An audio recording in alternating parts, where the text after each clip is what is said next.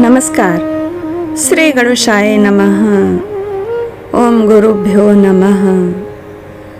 श्री जानके वल्लभो विजयते।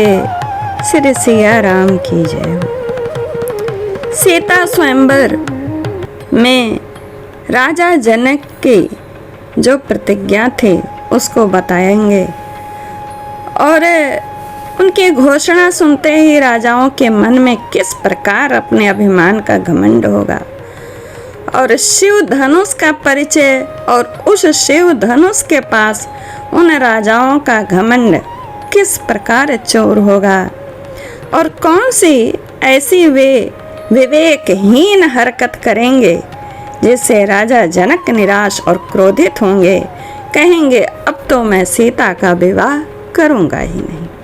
शुरू से आखिरी तक सारी बातों को सुनिए। श्री रामचरितमानस सकल कामना सिद्ध्यर्थम है। इसका पाठ सभी कामनाओं को पूर्ण करने वाला है। नमस्कार, जय श्री कृष्णा। हमारे चैनल को सब्सक्राइब, लाइक, कमेंट, शेयर करिए। मंगल भवनय मंगल हारी, उमा सहित जय जपत पुरारी, बंदी जनों द्वारा जनक प्रतिज्ञा की घोषणा।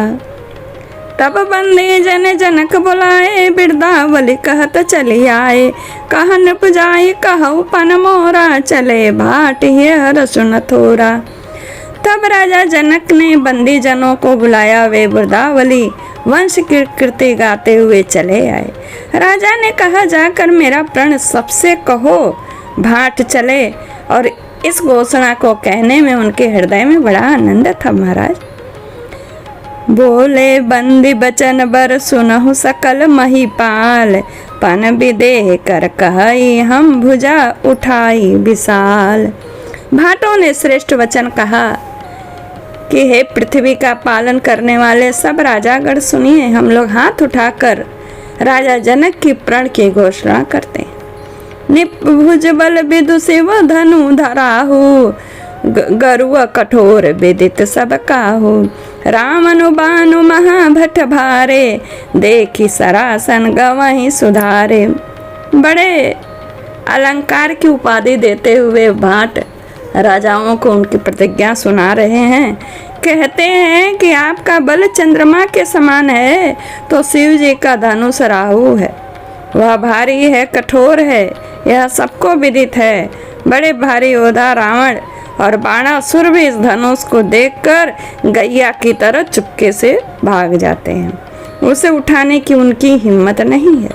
सोई पुरारी को दंडु कोठारा, राज समाज आज जोई तोरा, त्रिभुवन जय समेत बैदेही, बिनही विचार बरई हटते ही। उसी शिव जी के कठोर धनुष को आज इस राज समाज में जो भी तोड़ेगा, तीनों लोकों की विजय के साथ ही उसको जानकी जी बिना किसी विचार के हठ पूर्वक वर्ण करेंगे। सुनिपन सकल भूप अभिलाषे, भटमाने अतिशय मन माखे, परिकर बांधे उठे अकुलानी, चले इष्ट देवन सिर नाई। प्रण सुनकर सब राजा ललचा उठे। जो वीरता के अभिमानी थे वे मन में तो बड़े ही तमतमाए कि सबसे पहले हम ही जाके तोड़ें। कमर कसकर अकुला कर उठे और अपने अपने इष्ट देवों को सिर नवा कर चले। फिर भी इष्ट देव उन लोगों का साथ नहीं दिए। क्यों नहीं दिए, आगे इसका रहस्य सुनिए। तमकिता किता किसी धनु धरही, उठई न कोटि भांतु बलु करही, जिनके कछु विचारु मनु माही, चाप समीप महिप न जाही। वे तमक कर बड़े ताव से शिव जी के धनुष की ओर देखते हैं और फिर निगाह जमा कर उसे पकड़ते हैं। करोड़ों भांति से जोर लगाते हैं, इधर खिसक कर उधर खिसक कर, थोड़ा और जोर लगाकर, पर वह धनुष उठता नहीं। जिन राजाओं के मन में कुछ विवेक है वे तो धनुष के पास नहीं जाते, अपना मान मर्यादा बैठे ही वहीं पर बचाते हैं।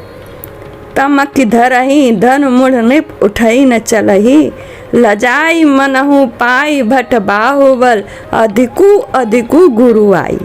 वे मूर्ख राजा तमक कर किटकिटाकर धनुष को पकड़ते हैं, परंतु जब नहीं उठता तो लजाकर चले जाते हैं।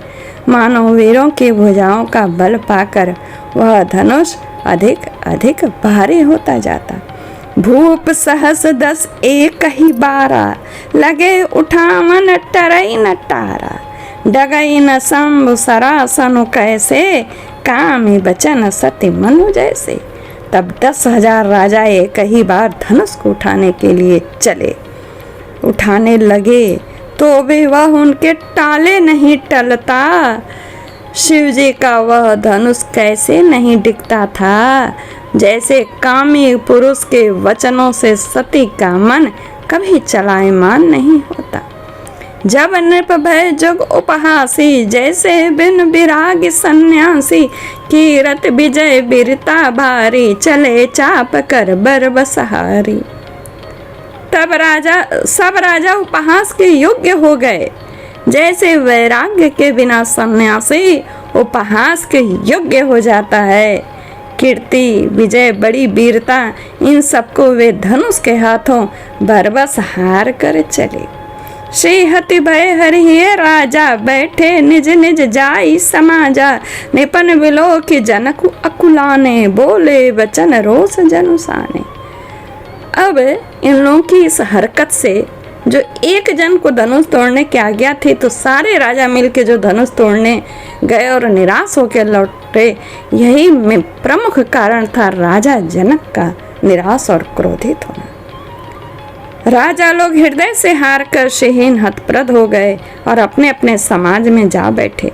राजाओं को असफल देखकर जनक अकुला उठे और ऐसे वचन बोले जो मानव क्रोध में सने हुए थे। दीप दीप के भूपति नाना, आए सुनी हम जो पन उठाना। देव धनुज धरी मनुज शरीरा, विपुल वीर आए रणधीरा। मैंने जो प्रण ठाना था उसे सुनकर द्वीप द्वीप के अनेकों राजा आए। देवता और दैत्य भी मनुष्य का शरीर धारण करके आए तथा और भी बहुत से रणधीर वीर आए।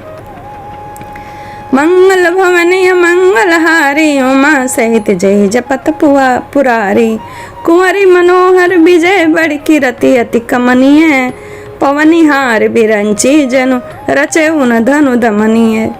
परंतु धनुष को तोड़कर मनोहर कन्या बड़ी विजय और अत्यंत सुंदर कीर्ति को पाने वाले को मानो ब्रह्मा ने किसी को रचा ही नहीं है। राजा जनक ने यह बात कही। कहू काही यहु लाभ न भावा, काहू न शंकर चाप चढ़ावा। रहो चढ़ाओ बतोरब भाई, तिल भर भूमि न सके छड़ाई। कहिए यह लाभ किसको अच्छा नहीं लगता, परंतु किसी ने भी शंकर जी का धनुष नहीं चढ़ाया। अरे भाई, चढ़ाना और तोड़ना तो दूर रहा, कोई तिल भर भूमि भी छुड़ा न सका। अब जन को माखे भट मानी, वीर विहीन महिमय जानी। तजहुआ से निज निज गृह जाहू, लिखा न विद वैदेही विवाहु। कहते हैं आप लोग जो अभिमानी नाराज न हो, अपनी वीरता का अभिमानी नाराज न हो। मैंने जान लिया पृथ्वी जो है वीरों से खाली हो गया। अब आशा छोड़कर आप लोग सब लोग अपने अपने घर जाओ। ब्रह्मा ने सीता का विवाह लिखा ही नहीं है। सुकृतु जाई जो पनु परिहरऊ, कुंवरी कुंवारी रहू का करऊ। जो जनते बिनु भटबू विभाई, तो पनु करी होते हूँ न हंसाई। यदि प्रण छोड़ता हूँ तो पुण्य जाता है, इसीलिए क्या करूँ, कन्या कुंवारी ही रहे। यदि मैं जानता कि पृथ्वी वीरों से शून्य है तो प्रण करके उपहास का पात्र न बनता। अब सुनिए राजा जनक ने क्यों प्रण किया था कि धनुष उठाने वाले, तोड़ने वाले या प्रत्यंचा चढ़ाने वाले से ही मैं अपनी बेटी ब्याहूंगा, क्योंकि नित्य उस धनुष की पूजा जानकी माता ही करती थी। बाएं हाथ से धनुष उठाती, नीचे दाएं हाथ से झाड़ू लगाती और गोबर से लिप देती। जो धनुष जानकी जी के बाएं हाथ से उठता तो दाएं हाथ से उठाने वाले की प्रतिज्ञा कर ली कि कोई उठाकर प्रत्यंचा चढ़ाए उससे ही मैं अपनी बेटी ब्याहूंगा। इसलिए प्रण किया था कि उससे भी बलशाली हो जो, उसी से मैं अपनी कन्या ब्याहूंगा। और उठा क्यों नहीं, उसका राज ये है कि धनुष तो तभी उठेगा जब शिव जी खुद ही चाह रहे थे राम से सीता का विवाह हो। राम से सीता का विवाह होने के लिए दूसरा कोई क्यों उठाएगा, उठाएंगे तो उन्हीं के आराध्य राम। नमस्कार, जय श्री कृष्णा। चैनल को सब्सक्राइब, लाइक, कमेंट, शेयर करिएगा। धन्यवाद। शुरू से आखिरी तक सुनने का जरूर